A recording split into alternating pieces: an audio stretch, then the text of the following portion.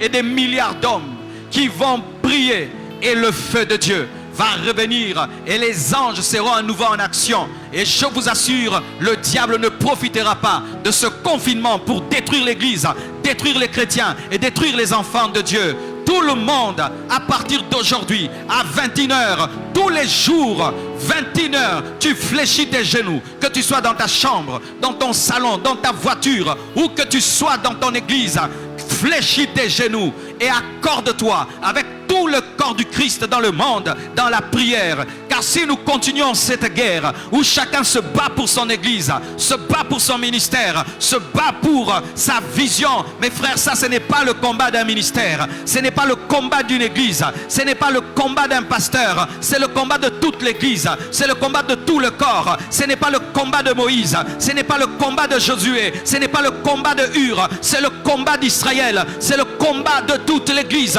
Et nous devons mettre de côté nos différences, nos divergences, nos mésententes et nous unir ensemble pour bouter dehors les puissants des ténèbres qui profitent du fait que les églises sont fermées pour anéantir la louange, anéantir la prière, anéantir la sanctification. Et nous allons lancer ce mouvement, nous allons contacter des leaders spirituels, nous allons passer à la télévision, passer à la radio, faire des panneaux afin que tous les chrétiens dans le monde sachent qu'il y a une heure où tous les enfants de Dieu dans le monde sont unis en esprit et prient. Et je vous assure, les puissants des ténèbres seront dérangés, le complot du diable va échouer et la puissance de Dieu va opérer dans l'église. Et je t'assure mon frère, ce n'est pas de Dieu que tu puisses penser que cela ne t'intéresse pas. Cela nous concerne tous. Tu dois adhérer et partager cette vidéo. Adhère à cette vision et partage cette vidéo. Adhère à cette vision et partage cette vidéo.